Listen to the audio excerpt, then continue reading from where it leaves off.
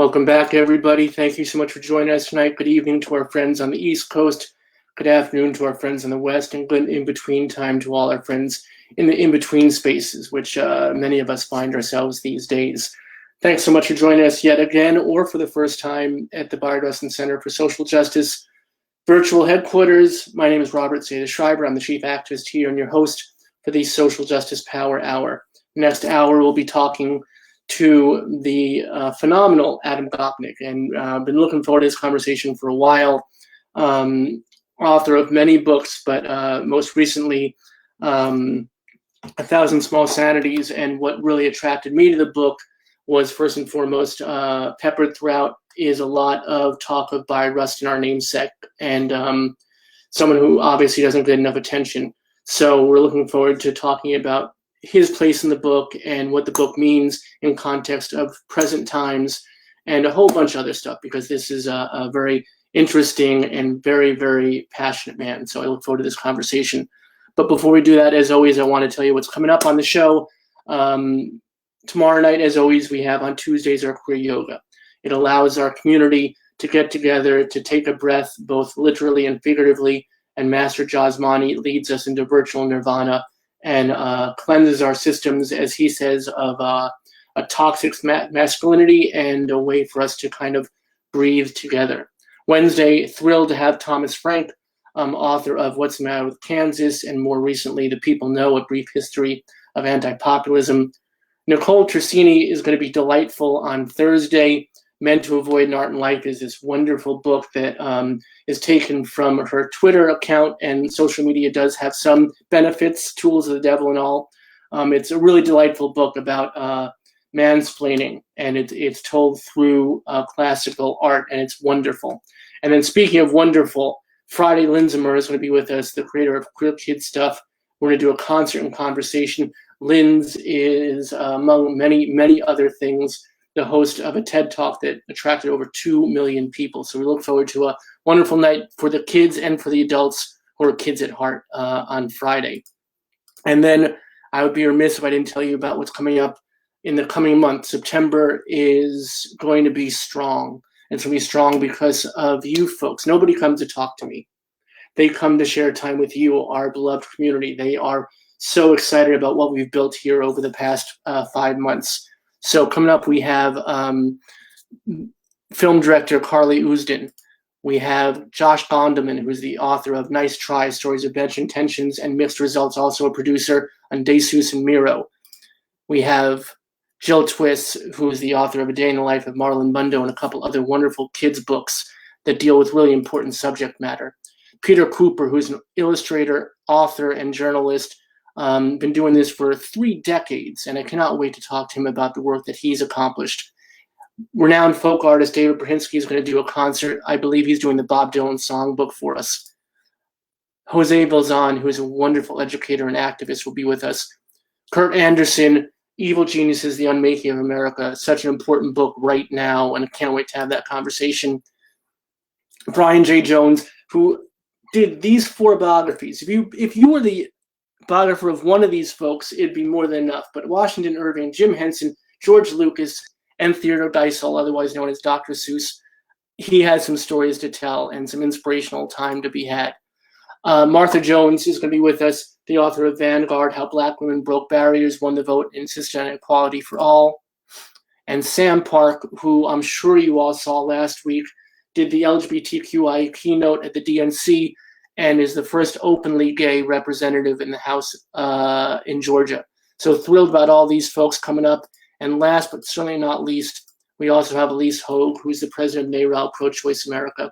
So all those folks and a bunch of other surprises and wonderful things coming up. We're so thrilled about everybody we have here, whether they're local inspirational folks, they're community activists, or nationally known figures like our guest tonight. I can't tell you how excited I am. So without further ado, let me introduce to you our guest tonight. So very excited about this. Adam Gopnik is a staff writer for the New Yorker, author of Paris to the Moon, Angels and Ages, a short book about Lincoln, Darwin, and modern life, and most recently, 1,000 Small Sanities, The Moral Adventures of Liberalism. Also has engaged in many musical projects, working both as lyricist and libretto writer. So not such bad credits, but most importantly, he's just a pretty fabulous guy, really interesting to talk to. And again, I cannot tell you, I think that we've been flirting for a couple of weeks, if not more than a month or so. So I'm glad to finally solidify it and have our date. And you get to watch our first date. So hopefully it'll be as entertaining for you as it is for us. So welcome. Thanks so much for being with us. I couldn't be happier to be here, Robert. Thank you so much for asking me. As you know, when your name and the Bayard Rustin Center for Social Justice appeared on my Twitter feed, and you were kind enough to DM me to speak the language of the 21st century, I responded immediately, which I rarely do, being congenitally shy of such things, because Rustin is such a hugely important name for me. And I was so hugely flattered, in plain English, that someone representing his name would be conscious of my admiration for him. So thank you for having me. Oh, it's a mutual inspiration society. The same is true. When I heard you, I'm not sure. I'm sure maybe it was the ever-present NPR or wherever we go to speak about these things. Heard you mention Bayard. I was so moved by your eloquence in raising his voice up and amplifying who he was. So it could have been one of a million NPR things. Like every author with a book, particularly every author with a politically inclined book, I think I've been on every NPR program short of Card Talk to talk about one time or another. And yes, indeed, I always talk about Rustin, because Rustin is one of my heroes. And like you, I have the strong feeling that he is insufficiently appreciated. Not just by America at large, but particularly by the slice of America that you and I both try to address. People on the progressive, the liberal, sometimes on the left side of things. His name, which I think should be not just commonplace, but should be made iconic, to use an awful word, to everyone, has slipped away. And as you know better than I do, it's doubly unfortunate that that's happened, partly because his achievements just within the civil rights movement were so irreplaceable. I mean, we're celebrating today the anniversary of the March on Washington. And if there's one person who made the March on Washington happen, and A. Philip Randolph had the grand idea, and Dr. King was the great charismatic center of it, but it was Rustin who built the event. It was Rustin who built that event in 1963, made it happen. And he made it happen in a way, as you know, that is thematic for my book, and more significantly, thematic for my vision of what the liberal movement is. He didn't just make it happen rhetorically. He didn't just talk a good game. He went in and he sat in a room on 136th Street, I think it was, with a bunch of youngsters, and he planned the weekend. Think about what was involved in that. Chartering the buses, slicing the sandwiches, making sure people would get in on a Friday and get out on the Sunday. It's a huge undertaking. And, he said once, impertinently, but I think accurately, Dr. King is a saint, but he couldn't organize vampires to go to a bloodbath, which was not what Dr. King was put on earth to do, but Rustin could. Rustin could organize anything. And I said to my kids at one point when I was working on this book, I might call it 1,000 Small Sandwiches in honor of Bayard Rustin, because that's what it took to make it happen. And it's not just, Robert, it's not just sort of executive ability. Oh, you need someone behind the scenes. It's like, like the parable of Martha and Mary in the New Testament, right? Martha does all the work, but Mary gets all the credit. There's some of that in it. But it's more important that it's a vision of how social change happens. And one of the things that Rustin was always insistent about is that it's easy to talk a good game. Anyone can have a rhetorical victory.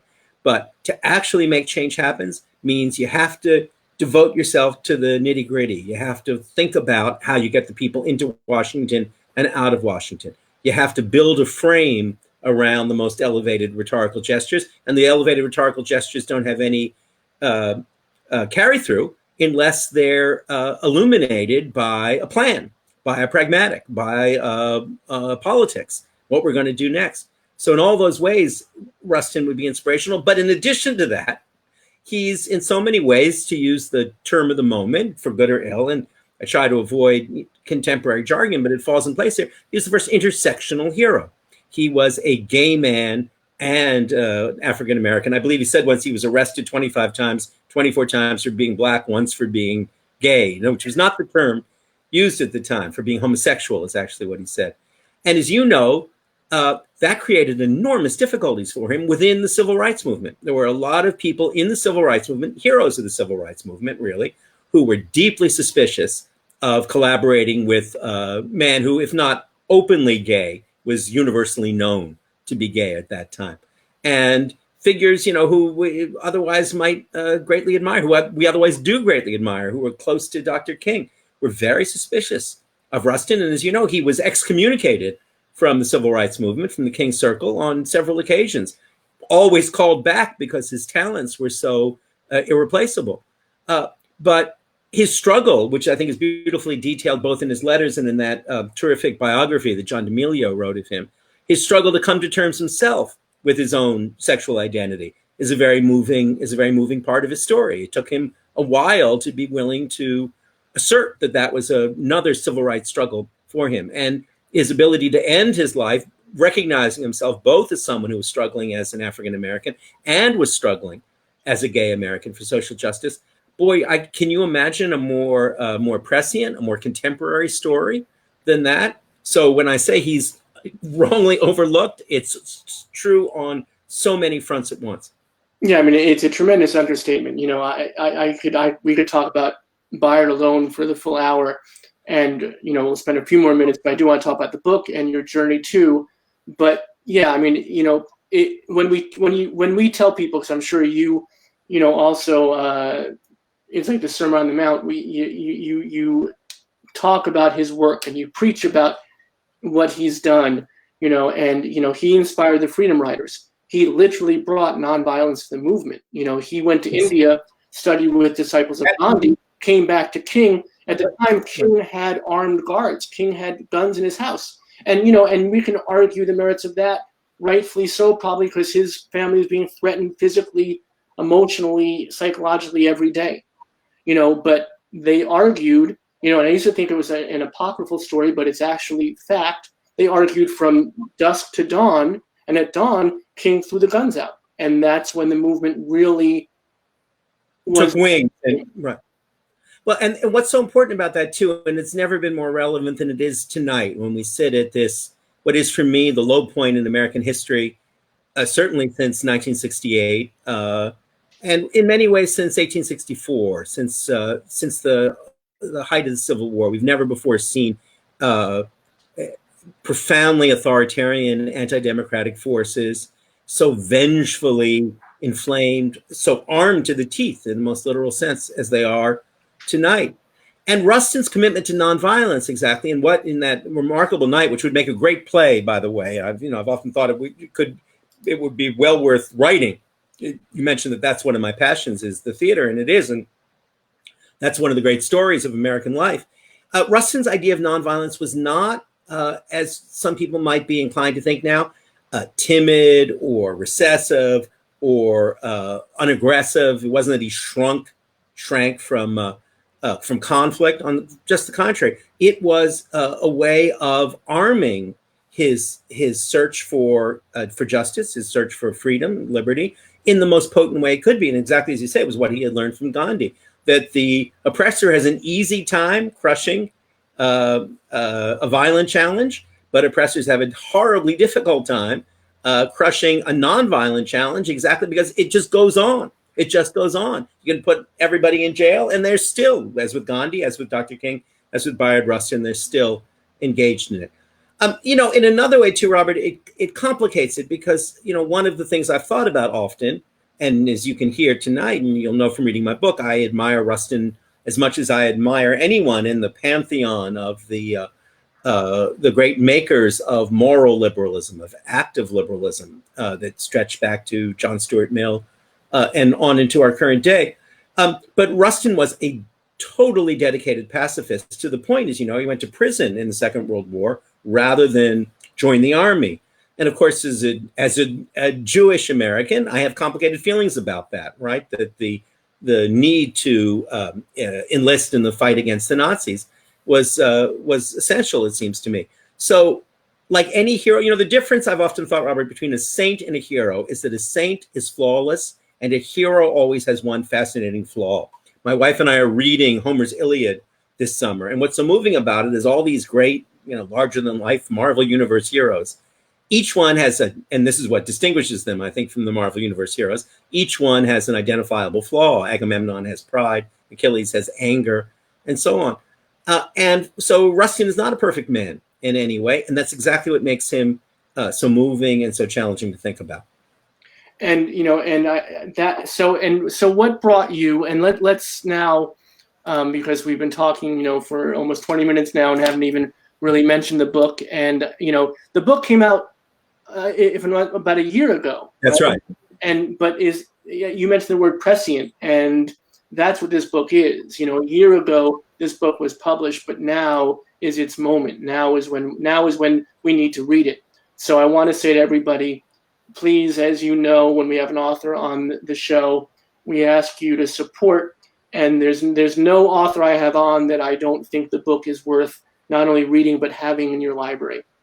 So I beseech you to buy a copy for yourself, buy a copy for a friend, buy a copy for an enemy who'll become a friend. Buy a copy. This one is good for your local high school. So, buy a copy for your local high school. Have your school district make sure they have a copy. And then, of course, as always, call your local library and make sure they have one on the shelf. Because with books like this, these are books that opens people's worlds. And if it's not on the library shelf, they can't be introduced to it. So if they don't have a copy, it's very simply to say to your local lovely librarian, because every librarian is lovely, man, woman, or non-binary, they're all lovely. And they're all there for public service. And if you say, please get this book, put it on your shelf, they will. And it's a book that should be on every shelf. That's very kind of you to say, Robert. And I hope it does make its way to libraries. I think every author writes not so much, well, obviously we write to make a living, we have to, but we write to hope that the book will end up on a library shelf sometime when someone who's like us 30 years ago will come in and get it. But what moved me to write the book, to answer your question, was the election of Donald Trump. I have written broadly about politics, of course, over the years, and I've written lots and lots of essays for the New Yorker, where I've been since 1986, about the great liberal thinkers and actors. But when Trump was elected, I could see that my then 18-year-old daughter, 17 she was then, was totally, as she would say, freaked out by it. And I wanted to write her a book about the liberalism in which I believe that would be different from the account of what's often called liberalism that she might be getting in school or from on the internet. Because their liberalism, the great movement simultaneously for the expansion of human liberty and the achievement of human equality, was often presented as a kind of namby-pamby, centrist incrementalism. I say someplace in the book that the reputation of a liberal is at a moment when everyone's having a desperate bar fight. The liberals offering tastings of artisanal bourbon, right? Won't be willing to throw a bottle across the saloon. But I wanted to show to her two things. One is I wanted to show to her that the great heroes of the liberal tradition, like Bayard Rustin, who brought us here together tonight, were men and women of enormous passion, enormous personal passion, and an enormous passion for liberation. I begin the book with that great couple, the 19th century philosophers, John Stuart Mill, British philosophers, and his lover and eventually wife, Harriet Taylor. And I tried to make the point that these folks, though very kind of touchingly prim Victorians who had a love affair in the most complicated and tentative way, had a vision of the human future that was mind-boggling. They believed in the absolute equality of women at a time when that was a crazy idea, not an idea people took seriously. And it's a funny thing, Robert, it was just this past week I came upon what I should have come upon when I was writing the book, which was a personal document that John Stuart Mill in 1859 wrote out when he was finally going to get to marry Harriet Taylor, because they had to do a normal British marriage service, which involved her subservience to him, her legal subservience, her having to take his name and so on. And he wrote out by hand a renunciation of the very marriage vows that they were about to take because they were so oppressive and unfair. So these were not people who had a kind of cautious or centrist vision. They had a passionate and radical vision of liberty and equality, but they had made just as passionate a commitment, like Bayard Rustin, to nonviolent means, to democratic procedures, to constitutional measures. They believed that reform was possible through pluralism rather than through purism. And that distinction between the pluralism of the liberal vision, our constant desire to build a coalition, our constant desire to bring more people of very different backgrounds. Some are going to be of religious faith, some are going to be skeptical, some are going to be on the conservative side economically, some less so. But to bring all of those people together in a meaningful coalition is exactly what should dominate our ideas. I'm sure you've seen it, Robert, but there's a very stirring and moving video you can see on YouTube of a debate between Malcolm X and Bayard Rustin. I think it's in 1962. I think it predates the March on Washington. And in it, Malcolm is speaking with his usual passion and lucidity about the need for Black America to go it alone, that you can't trust any white people, and that purism of that kind, nationalism, is what's essential. And Rustin gets up and says, no, we can't proceed that way. We're a minority by description. We have to constantly be in coalition with other people who share our search for freedom and for equality. Our goal should be the broadest, most plural possible coalition of like-minded people.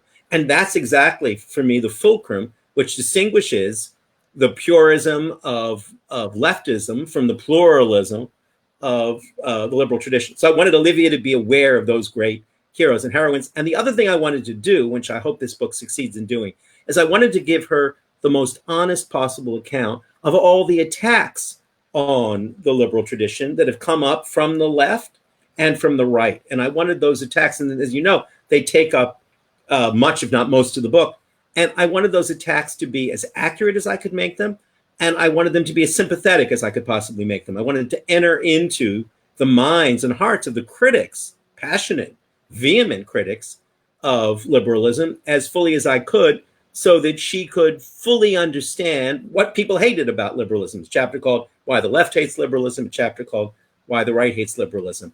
And I'm glad to say, with a certain, I hope, forgivable vanity, that in all the responses to the book from left and right, I never saw one that included an argument that I had not made in describing it. In other words, don't think I missed a significant argument, though of course they didn't agree with my rebuttal, with my reputations of them. So that was the goal of the book, and I hope anyone who reads it will get some inspiring examples of people who are too often overlooked or diminished and turned from passionate people into merely pragmatic ones.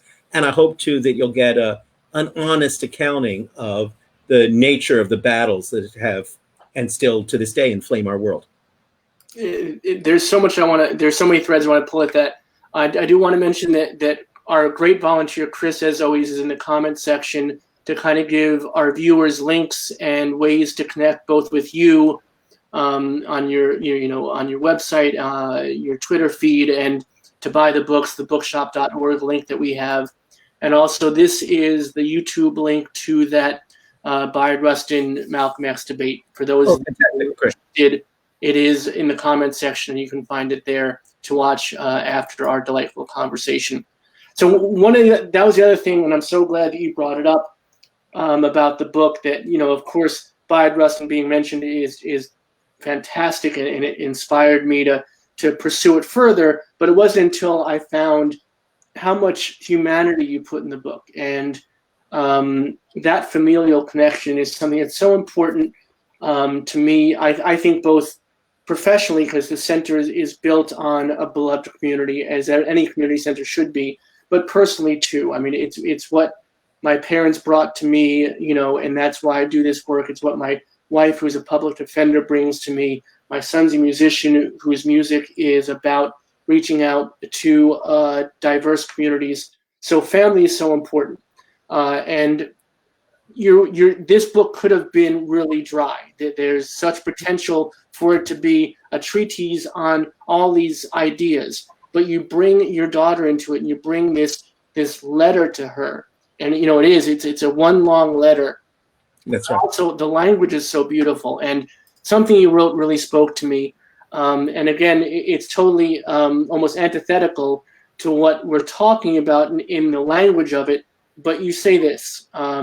You say, quote, "I love you forever" really means just trust me for now, which is all it ever means.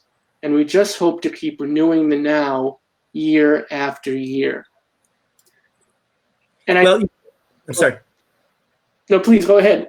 No, I was just going to say, well, I'm delighted, obviously, that you took that away from the book, because it was my ambition for the book was to write a letter to my daughter on liberalism that would not be dry, but that would be full of all the emotions that I feel. Not just, I might add, Robert, about the great liberal figures from Rustin to Mill to Taylor and far beyond, but also about some of the great radical figures who are not part of my particular political pedigree, like Emma Goldman, but who are still thrilling figures to think about, and whose challenge to liberalism is one that we have to constantly take seriously and renew in our own minds.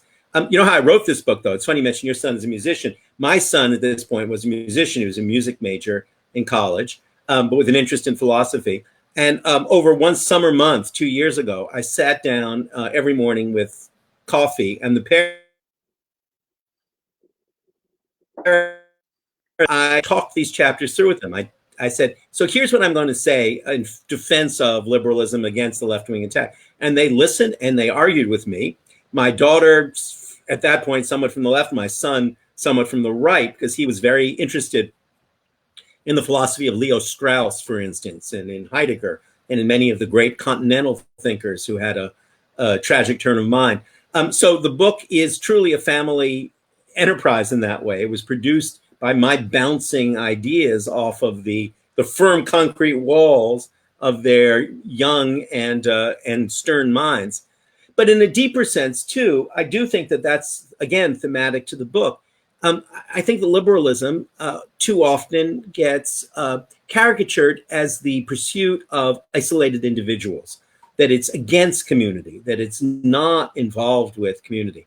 And one of the points that is, again, maybe the single most important point for me in the whole book is that liberal institutions depend on community. The difference between liberal institutions that promote change, and the familiar institutions of communal life that conservatives recommend and support, is that we invent our own institutions. We invent our own communities. And that's one of the things that the Rustin Center is clearly trying to do. That's been the role of the liberal imagination in politics, is to say, we don't have to accept the communities that we inherit. We can go to Greenwich Village and build a gay community. We can go to CCNY and build a community of Jewish intellectuals. We can create community as much as we inherit it. And that's a very specific part of the liberal vision. But without that idea of community, without the idea of what Olmsted, the great founder, the great designer of Central Park, called commonplace civilization, they had the idea that we are in it together.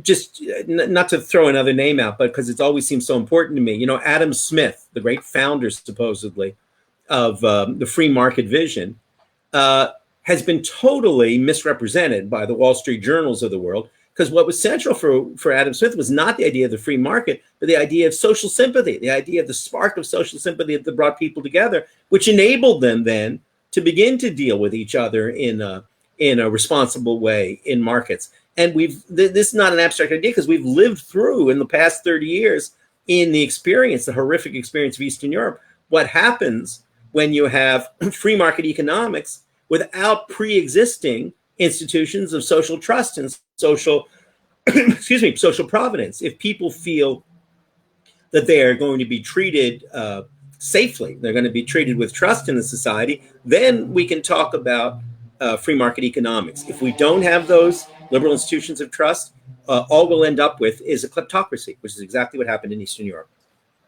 So you mentioned community and building communities, and if I may, I want to thank you, because our community doesn't know this, but you just drove back from Cape Cod, Yeah. and it brought back memories to me, because and this is going to be shocking to many people who go to Cape Cod now, but when I was a kid, Cape Cod was somewhere you went because it was inexpensive.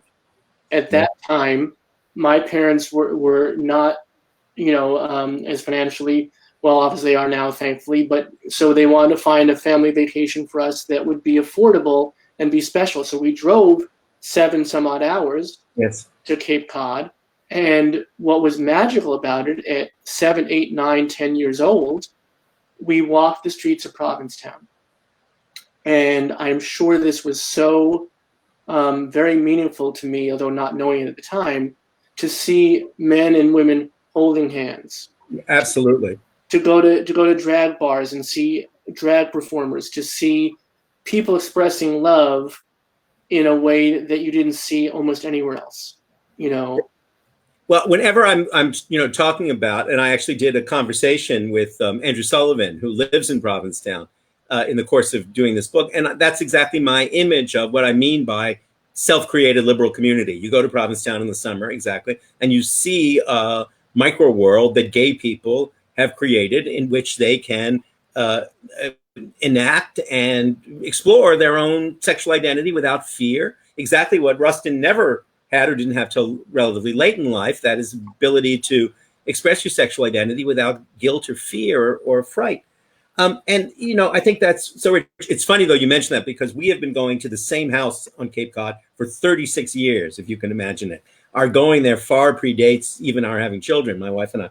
And so I have not only do I assent to your description of the inflation of prices, I have witnessed it as the years have gone by. It's where the book ends, as you know, is in the little town of Wellfleet, where we have been going in the summer for 35 years, exactly because it exemplifies in its own kind of little microcosmic Trollopian way all of the broader crises of America, the growing social inequality, the fact that ordinary working people can't afford the simple pleasures that they could afford 35, 40 years ago, much less 70 years ago. The reality that the ecological crisis has come to Cape Cod now, so we can no longer swim safely in the ocean. All of those things acting together, I think, show us that politics is not something that we pursue. It's the thing that we can't escape.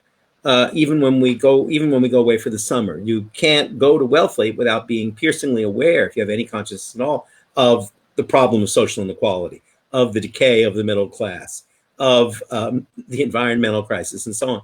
So, one of the things I tried to say in this book is that liberalism, as I understand it, is not a theory of politics applied to life, but it's what we've learned from life applied to politics. In the course of our lives, we learn a lot about social sympathy, about getting along with other people, about trust, about community, and all that the liberalism of Rustin, of the Mills, of so many other people, all that liberalism is, of Barack Obama, is a way of saying, let's take the lessons that we have learned already in life about coexistence, pluralism, tolerance, and community, and apply them to our organized social lives. And instead of conducting a politics of ostracism and bigotry, we'll conduct a politics of pluralism and inclusion. And that is a battle that's gone on now for hundreds of years, and is, as you and I speak tonight, is at a level of pitched engagement that it has not been in a long time. And I want to talk about that, and I do want to. I'll try my last time to insert myself in the conversation. But what was wonderful for me too is Wellfleet is where we stayed too. Oh, really? Yes. This is not interesting to our audience, but just for me, where exactly were you in? I'd have to ask my folks. I don't remember, because it was like I was a preteen. But it was Wellfleet, and we used to stay, in the woods and go to the lake, and it was go to the art galleries, and it was pretty phenomenal. And my mom cooked, and it was really an inexpensive way. And to hear that that's not a possibility anymore, that's difficult, but that's why we have these conversations. But speaking of conversations, this is let's get back to the concrete aspects of the book. And one of the things that's stunning to me, especially in face of the national discourse now, and even when you were writing it, to be so open about seeing all sides, and to give your daughter this vantage point of seeing that there's no right or wrong per se, it's how people are seeing it, and allowing their passion, as you said, their passion to speak through, and giving everyone a fair voice. Were you ever concerned that perhaps you were being too fair and you weren't going to allow this to make any sort of impact to the national conversation? Yes, that's a very acute remark, and it's something that has I won't say it's haunted me, but has I've been aware of. Right, when I first started out to do this book, I thought I'm going to write a liberal manifesto, which is not my normal mode of writing. But I thought, and I was thinking of calling it the Liberal Manifesto, outlining all of the political projects that we needed to pursue. I do that a little bit at the end of the book, and I'm conscious of the fact that by qualifying my own passionate and firm beliefs with the rear view mirror. I'm using an automotive metaphor because we just drove back 6 hours. With those other reflecting surfaces, that you might weaken the whole. In fact, as I said, and some of the reviewers said, if only he'd listened to the people on the other side. He represents them, but he won't listen to them. But, that more than anything else, I wanted this book to be, in addition to introducing Olivia to these people, and in addition to giving a good account of the opposition, I wanted the book to model in its writing. I'm a writer, first of all, Robert. I'm not I don't pretend to be a political philosopher. I'm certainly not a political polemicist. I'm an essayist. And the one thing I know something about is forming sentences and shaping paragraphs. And I wanted this book at the level of its tone, the way it was written, to reflect liberal values, not just to argue for liberal values, but to reflect them in its language and in its style. And the only way you could do that was to allow a note of irony, of pluralism, of, on the other hand, let's give a hearing to this point of view. I don't mean for a second that my beliefs are in any way tepid, and I don't think that liberal beliefs should be that way at all. On the issues that I feel most passionately about in the current American crisis, I am not tepid. I think Trumpism is a form of absolute evil, and I use that word without hesitation. Donald Trump is an evil man. There's no conception of evil that does not include compulsive lying, misrepresentation, someone who revels so obviously in cruelty, who gloats about other people's suffering. That's evil. It's not something that we need to lend a sympathetic ear for. But not everybody who follows him is evil. That's millions of people, and we need to understand them as well. And I feel passionately, as we were talking before, I feel passionately, for instance, about gun control. That's something I've devoted countless pages in the New Yorker to. Our need, I would love it if tomorrow morning, if I were king of the forest, that tomorrow morning we would have gun control laws in America of the kind that you can find in my native Canada, in Australia, or Britain. I would love it if the greatest American crisis of the moment, well, we're in a permanent crisis now, but before this moment, the crisis of incarceration, which I've written about a great deal, could be reformed. But I also recognize that my own passion for these issues and my own conviction that they're central is necessarily and appropriately bounded about by other people's visions, by other people's egos. This is something Rustin, again, was incredibly shrewd about, that you couldn't just get your own way. That was not one of the options that was on the human table, was getting your own way about everything. What you could do was build as broad a coalition as you can to get as much of your own way as was possible. Because, and this can't be said, I think, too strongly, it was one of the reasons why Rustin, though a radical progressive in every way, was so strongly anti-communist and opposed to the Communist Party from early on, because he recognized that any group or individual who claimed to have a monopoly on the truth would inevitably end up excommunicating, excoriating, and ultimately executing its opponents. So the book may suffer in terms of its immediacy and its effect on the political debate by not being sufficiently single-minded, but I hope that in the long run, it does a better job of representing liberalism by insisting on multiple points of view at once. And I think that's what's obviously missing from the national discourse. And you were saying earlier when we were talking in the green room before the show, you were saying when you go on Chris Hayes or Bill Maher and you don't have the 40 seconds, there's more to almost everything than 40 seconds. There's more to almost everything than sound bites. And what's happening now, there's no sound bite that can carry it. No, it's quite true. On Bill Maher said, which is a wonderful show to go on. It's a great comedy show, and I feel hugely pleased whenever I'm asked to be on it. But I start, we start having conversations like this, and I say, well, Bill, you have to understand Rustin in several different, and oomph, it's gone, right? Then we're on to the next bit. It's a fine line, Robert. And there's that terrible line, and you remember in Spinal Tap, fine line between clever and stupid. And I don't want to fall into that trap, because what's clever and what's stupid is actually quite clear. But what's to be done is harder to know. What's wrong, we can identify, I think, in a moment. What we're going to do about it is more complicated. And I think that that's part of, of the struggle we're having now. So progressive-minded people, liberals in my sense, in your sense, we know what we oppose, and we have to oppose it. And we have to build the broadest possible coalition, to use my pet phrase, of people who recognize not just the mistaken features of Trumpism, but the evil of Trumpism. But having done that, we also have to start talking about how we build the better world we want to have, what its basis is.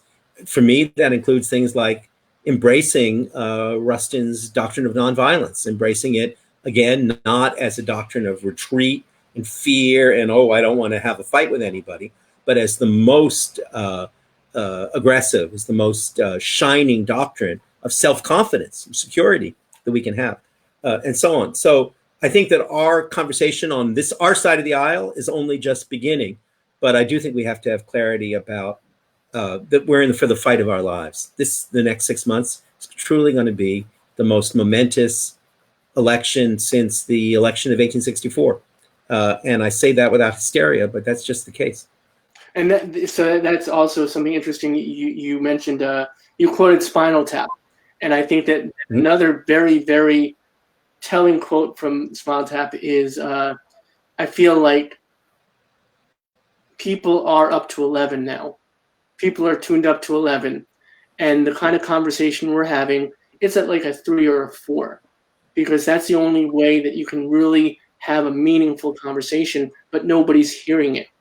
Because it's so much below what the national conversation is right now. Everybody's so loud and everybody has to be yelling to be heard, but that's not the way that we can actually listen. It's funny you say that. I was smiling because I do a weekly broadcast or bi-weekly for the BBC in London. And that was the last line of my piece this week on Sunday was, this moment in history has so filled our heads that everything goes to 11, exactly quoting the great Nigel Tufnell to that degree. Something that occurred to me just today, and again, is part of the special emergency and crisis of this time, which in an odd way, not an odd way, in a direct way, relates to Rustin, is that we're dealing with two crises at once, aren't we, Robert? We're dealing with the ongoing crisis of the search for social justice, the emergence of this hideous form of indigenous American fascism in Trump. But we also have the pandemic. We're dealing with the pandemic, which is in itself a huge and significant social crisis, which touches and x-rays every flaw line in our society. And very much the same way in 1968, which I am old enough to remember quite clearly, it was one of the things that drove my parents out of America to Canada. In 1968, there were two struggles going on at once. There was the Vietnam War and there was the struggle for civil rights. And the way that those two struggles related to each other, and the way that the best minds of that generation had to struggle themselves to figure out how those two things ought to relate to each other, was one of the great problems. As you know, Rustin was very reluctant to overinvest in the anti-Vietnam movement, not because he was not against the Vietnam War, but because he thought that it was a distraction from the main line of the civil rights struggle and so on. And I think that how we all adjust our desire for a science of sanity about the pandemic with our desire for social justice power at this moment is one of the really complicated things about this time as well. And it struck me today that it's not unlike that the struggle between the demands of the anti-Vietnam movement and the demands of the civil rights movement in that period. Right. So again, I want to remind all our folks, this is the book we're talking about, 1,000 Small Sanities, The Moral Adventure of Liberalism. We encourage you to buy a copy. It's really worth having a copy to own. It's the kind of book you want to be able to refer back to. And our volunteer, Chris, our lovely volunteer, in the comment section will throw up the link to our bookshop.org social justice power book list, which has Adam's book and all the other authors that have previously been on the show. A great way to start your social justice library. And now more than ever, it's really important that we have and we support authors like this. So the book actually was published over a year ago, which means you were writing it well before that. In the time between your writing it, the publication of it, and now, is there something that you would like to see included that's not there? Things have become so exponentially worse. Yeah, right. Worse. The right word, but worse is the word. Is there something that you wish you could have said or written more to the point in the book that's not there? Two things. And I wrote an afterword in which I tried to deal with a new afterword for the paperback edition, which is just out, where I tried to deal with both of them. The one thing is that I wanted to make it clear, and this is something very much part of the argument of our time, that the liberal values and liberal institutions that I were talking about were not the special property of European societies alone. And I talk a lot about how the great economist Amartya Sen has shown that the habits of toleration, social coexistence, and so on that make liberal societies possible are, universally instantiated, or nearly universally. It can be found in Asian societies and in the third world as much as they can in European ones. That's, I thought, an important point that I didn't stress out adequately in the first book. The other point, maybe more to the point, is that I deliberately left Trump out of the book.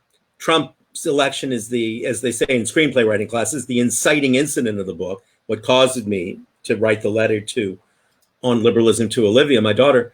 But I didn't take up the fight directly against Trumpism because I didn't want to date the book.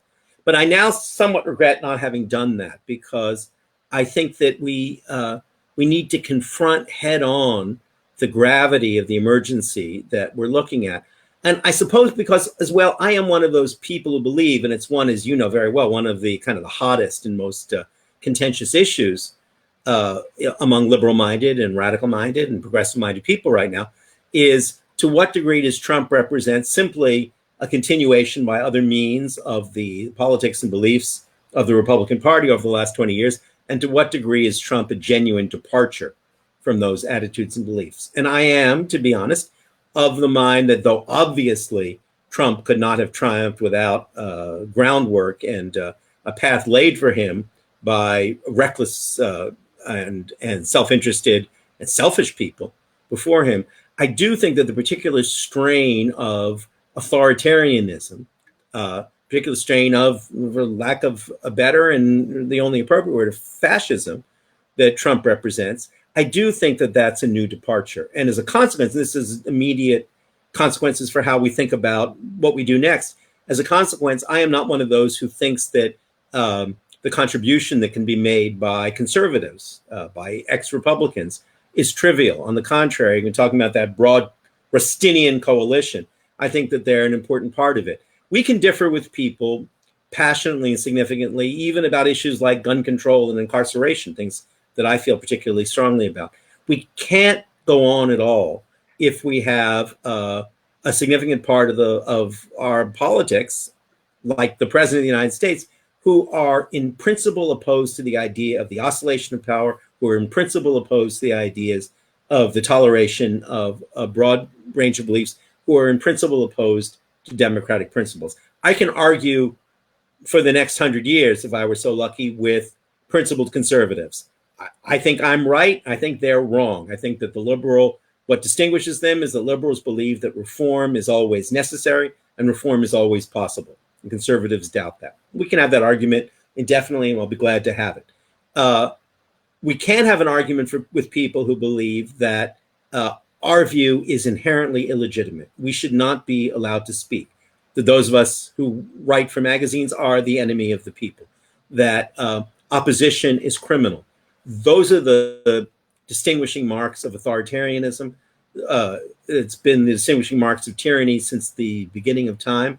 And those are things that we cannot argue with. And we have to draw to us everyone who recognizes that, we can argue indefinitely about 1,000 important things as long as we all agree about the one essential thing. And the one essential thing is the practice of democratic politics.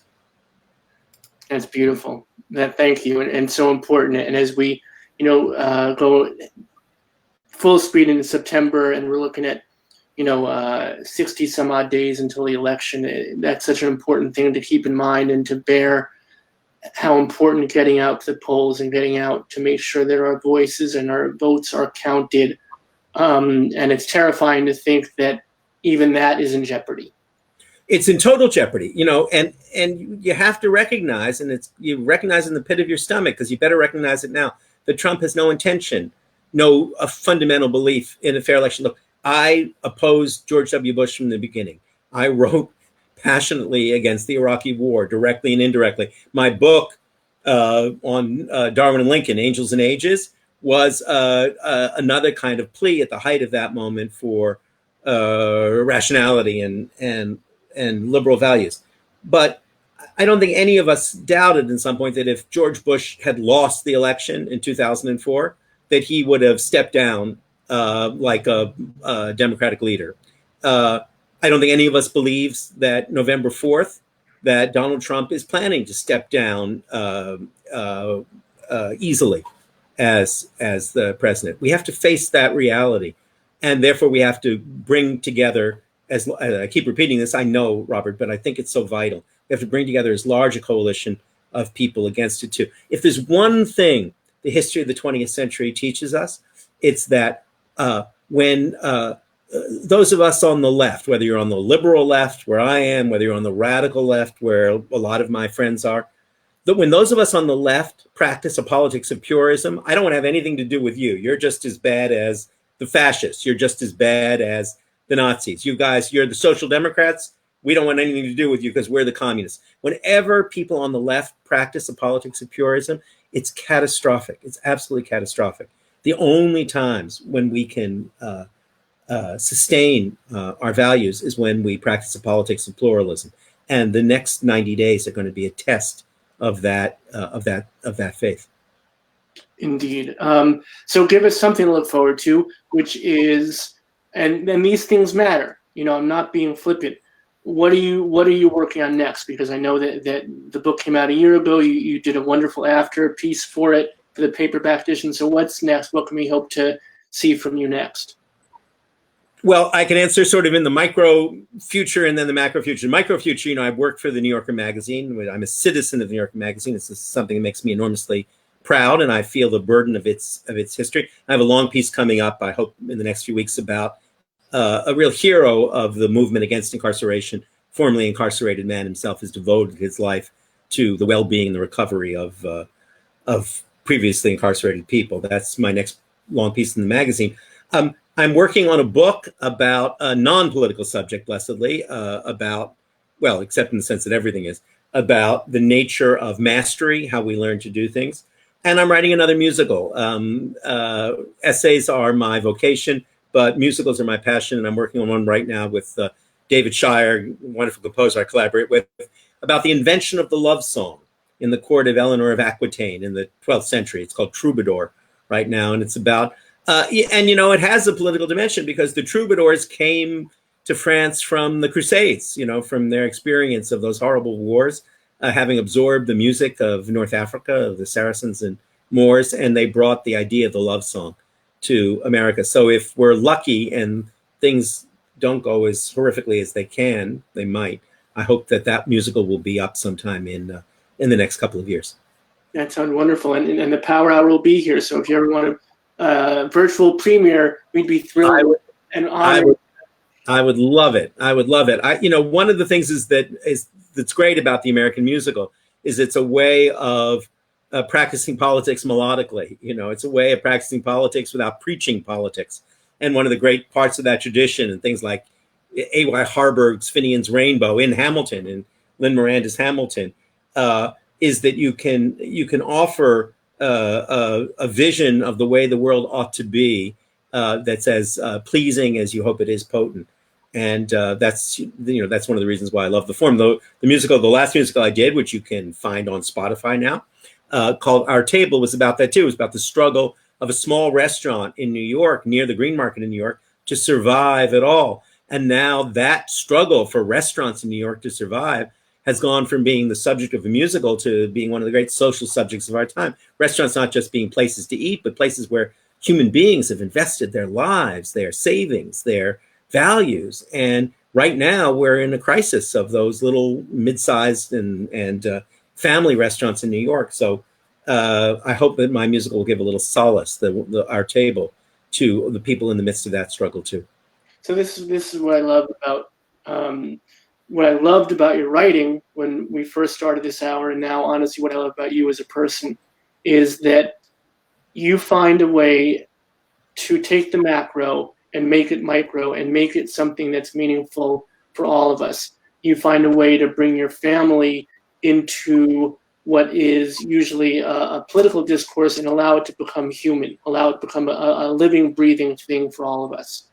And that's what you did with A Thousand Small Sanities. Again, I recommend and I implore you all to support Adam, thanking him for his time tonight. Buy a copy of the book, buy a couple of copies for the book. Make sure your local library has a couple of copies, and the link is in the comment section. And I want to thank you as well. I don't want to leave without saying this, that incarceration is such a needed voice to be heard. That these are folks who were always ignored and now are dying literally in their cells because nobody cares about that segment of the population. And COVID has been such decimated, not only our prisons, but our mental health facilities and all the forgotten folks that are being just swept under the rug and their bodies are being disposed of. So thank you for bringing that to the forefront as well. It's one of the crises of our time. I've often said, Robert, and it's in the book, and I believe it passionately. People talk about privilege, and we can debate privilege indefinitely. One thing we can say for certain is that some of us have good fortune, and some of us have less good fortune. And that's going to be true in any society. And the big question you want to ask is: are you hoarding your good fortune or sharing your good fortune? Are you keeping it inside or are you sharing it out? And when we fail to share with the most unfortunate people in our society, who I believe are those people exactly who are incarcerated and alone right now for reasonable or unreasonable causes, then we've failed, then we've hoarded, then we haven't shared. And I think that that's essential. And just last thing to say about that lovely and for me deeply meaningful comment you made about the nature of my writing. I said once, the world is made of rooms. We live in rooms. We live with our kids. We live with our spouses. We live with our partners. That's where human life takes place. And our goal has to be to not live only in rooms, to escape from our rooms and see the world as it is, to line up room after room after room so that we have a larger sense of an abode and a residence than just the narrow confines of the place we know, even though we can only begin and we can only really live in those places. So thank you. Thank you, my friend. Really, it's been a wonderful conversation, more than I hoped it would be, and I hoped it would be a lot. So hopefully, why don't we, I would like to extend an invitation after the election when things hopefully are more hopeful, or if they're in despair. Either way, you'd be a great voice to hear from, so maybe we can have you back sometime later in the fall. Hey, I've loved this conversation. I love the idea of the Rustin Center. I love it more now than I did an hour ago. And, I'd love to be part of that community. Thank you. I appreciate that. And if you wouldn't mind hanging out just for a minute as I say goodnight to our community, I'd love to Sure. say hi to you personally before you go. Of course. All right. Be well, my friend. Thank you. Best to your family. And to yours. So that what a wonderful conversation yet again here on the Power Hour. Adam Gopnik, great author, great family person, great member of our community now, and can't thank him enough for his time. And please do, if you don't want to go to our bookshop link, but please do. But if you don't, you can find an independent bookstore and get a copy of Thousand Small Sanities. And also check out his musical abilities too. All of it sounds delightful. And again, thank you, our community. You folks who come to us every night, the 300, 400, 500 of you who watch live, and then the exponentially more who watch it on the archive on Facebook, you mean the world to us. And we can't do it without you. As our good friend and member of our community, Haley says, who hosts our open and out mic night on Friday nights, we supply the hour, but you, our beloved community, supply the power. So thank you again. We look forward to being in community again tomorrow night. We'll see you in about 23 hours and some odd minutes. And please, as always, be good to each other, be good to your families, chosen or otherwise, and be good to yourselves. Much love and respect. In the meanwhile, everybody, we'll see you soon. Thanks so much for staying this time with us.